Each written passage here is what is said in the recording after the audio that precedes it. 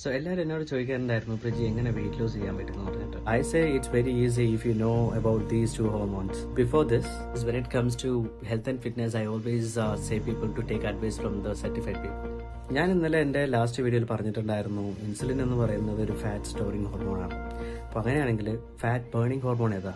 അതിനു മുമ്പായിട്ട് നിങ്ങൾ അറിയേണ്ടത് വെയിറ്റ് ലോസ് അല്ല നിങ്ങൾ ആക്ച്വലി ചെയ്യേണ്ടത്, ഫാറ്റ് ലോസ് ആണ്.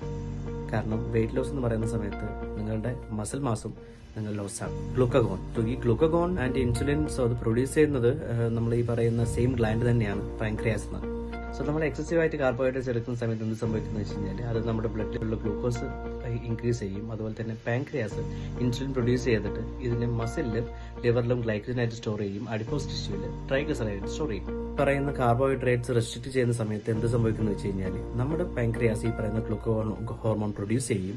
അത് നമ്മുടെ ലിവറിലുള്ള ഗ്ലൈക്കജനെയും അതുപോലെ തന്നെ നമ്മുടെ അഡിപ്പോസ് ടിഷ്യൂവിലുള്ള ട്രൈഗ്ലിസറൈഡിനെയും ബ്രേക്ക് ഡൗൺ ചെയ്തിട്ട് നിങ്ങൾ ഗ്ലൂക്കോസ് ആയിട്ട് എനർജി ആയിട്ട് കൺവേർട്ട് ചെയ്ത് തരും. ഇത് എങ്ങനെ എഫിഷ്യന്റ് ആയിട്ട് നിങ്ങളുടെ ബോഡിയിൽ വർക്ക് ആവുമെന്ന് ചോദിച്ചു കഴിഞ്ഞാൽ നിങ്ങൾ നല്ലൊരു ന്യൂട്രീഷനിലായിരിക്കണം എന്നുള്ളതാണ്. അപ്പോൾ അതിനെക്കുറിച്ചുള്ള ഡൗട്ട്സും കാര്യങ്ങളുണ്ടെങ്കിൽ എനിക്ക് നിങ്ങൾ ടെക്സ്റ്റ് ചെയ്താൽ മതി, അല്ലെങ്കിൽ you can follow my account. So I help you out. Thank you.